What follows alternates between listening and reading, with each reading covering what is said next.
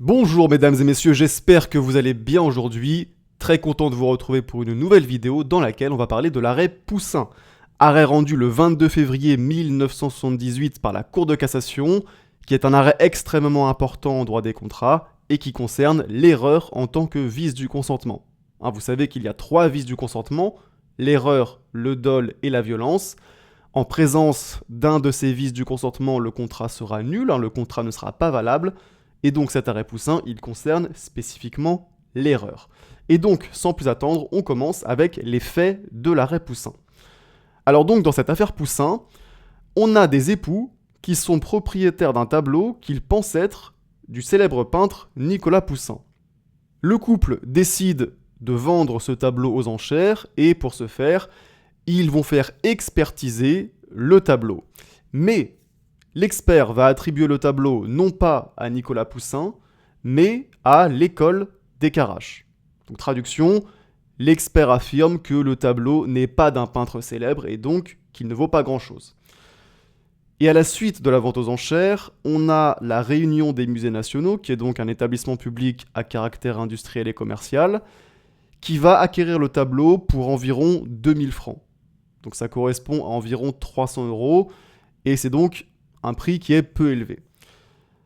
Et donc, la Réunion des musées nationaux va ensuite exposer le tableau au musée du Louvre en le présentant comme une œuvre authentique du célèbre peintre Nicolas Poussin. Alors ça, évidemment, ça va poser problème au couple qui a vendu le tableau. Parce qu'il faut bien comprendre que pour le couple, il était certain que le tableau n'était pas un Poussin. Ça leur avait été confirmé par l'expert. Et s'ils avaient su que le tableau était potentiellement un Poussin, ils l'auraient vendu beaucoup plus cher. Et donc, le couple vendeur, ils estiment qu'ils ont commis une erreur qui a vicié leur consentement à la vente. Et c'est pour ça qu'ils vont décider de demander la nullité de la vente pour erreur sur la substance de la chose vendue.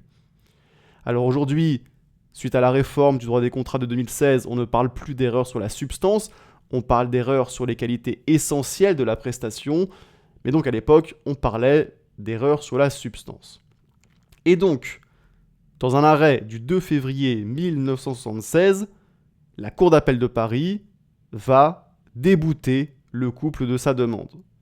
Et selon la Cour d'appel, étant donné qu'il n'était pas prouvé que le tableau était bien une œuvre de Poussin, l'erreur alléguée n'était pas établie. Et en conséquence, la vente ne pouvait pas être annulée pour erreur sur la substance. Donc ici, ce qu'il faut bien comprendre, c'est que, certes, le tableau était présenté au Louvre comme un Poussin. Mais pour autant, il n'était pas prouvé, il n'était pas certain que le tableau était bien un Poussin. Il y avait un doute sur l'authenticité du tableau. Et donc finalement, la Cour d'appel, elle dit, si on était certain que le tableau était bien un Poussin, alors à ce moment-là, il y aurait bien erreur sur la substance. Mais là, en l'occurrence, on n'est pas certain que le tableau c'est un Poussin. En l'espèce, il y a seulement une possibilité que le tableau soit un Poussin, mais on n'en est pas certain. Et donc, l'erreur n'est pas établie, et c'est pour ça que la vente ne peut pas être annulée. Donc ça, c'est le raisonnement de la Cour d'appel. Alors bien sûr, les époux ne sont pas contents, et ils décident de se pourvoir en cassation. Alors quel était le problème de droit dans cette affaire ? Donc comme je vous l'ai dit, en l'espèce, il était simplement possible que le tableau soit un Poussin. Le caractère authentique du tableau n'était pas certain, et on ne pouvait donc pas savoir avec certitude si les vendeurs avaient commis une erreur. Mais pour autant, il existe bien un décalage entre ce que croyaient les vendeurs et la réalité. Les vendeurs étaient certains que le tableau n'était pas un Poussin, ils faisaient confiance à ce qu'avait dit l'expert, et le fait que le tableau puisse être un Poussin, ça change complètement la donne. Parce qu'en effet, en sachant ça, en sachant que le tableau était peut-être un Poussin, ils auraient sans doute vendu leur tableau beaucoup plus cher. Et donc, la Cour de cassation devait répondre à la question suivante. L'erreur doit-elle être établie avec certitude pour constituer un vice du consentement, ou suffit-il qu'il y ait un décalage entre ce que croyait le contractant et ce que pourrait être la réalité ? Et on va maintenant pouvoir voir ensemble quelle a été la solution de la Cour de cassation Mais juste avant, petite page de publicité pour vous parler de mon pack de fiches de révision en droit des contrats. Alors qu'est-ce que c'est que ce pack de fiches en droit des contrats? Il s'agit d'un pack de 20 fiches de révision qui sont claires, qui sont synthétiques et qui résument parfaitement le droit des contrats. Donc si vous voulez réviser efficacement le droit des contrats, si vous voulez mieux comprendre la matière, et si tout simplement vous voulez mettre toutes les chances de votre côté pour réussir vos examens en droit des contrats, eh bien mon pack de fiches de révision en droit des contrats va vraiment vous être très utile. Et si ça vous intéresse, vous trouverez le lien dans la description de cette vidéo. Ceci étant dit, parenthèse fermée, on reprend donc avec la solution de l'arrêt Poussin.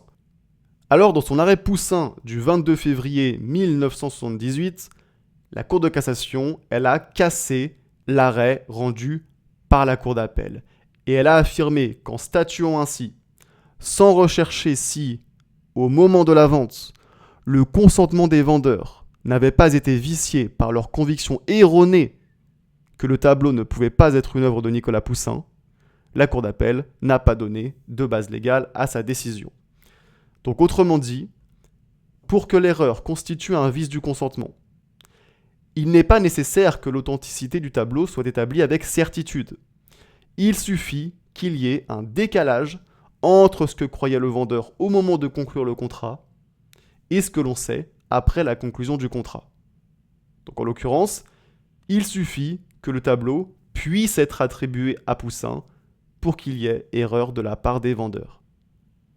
Donc comprenez bien, hein, il n'y a pas simplement erreur si le tableau est attribué de manière certaine à Nicolas Poussin, il y a également erreur s'il existe une simple possibilité que le tableau soit attribué à Nicolas Poussin.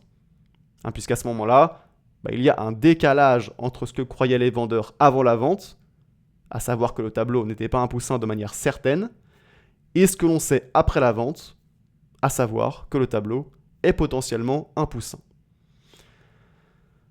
Alors donc, cette jurisprudence Poussin, elle n'a pas été codifiée au moment de la réforme du droit des contrats de 2016, mais elle constitue encore aujourd'hui le droit positif en matière de doute sur une qualité essentielle de la prestation.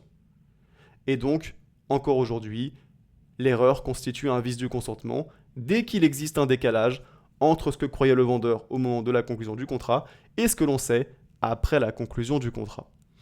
Et à titre d'exemple, dans un arrêt du 4 décembre 2024, la Cour de cassation a admis l'erreur d'une vendeuse qui ignorait que son tableau pouvait être une œuvre du célèbre peintre Théodore Géricault. Et sur ces bonnes paroles, cette vidéo est maintenant terminée. J'espère qu'elle vous aura aidé à bien comprendre cet arrêt Poussin. Si c'est le cas, n'oubliez pas de mettre un petit like et on se dit à très bientôt pour une prochaine vidéo.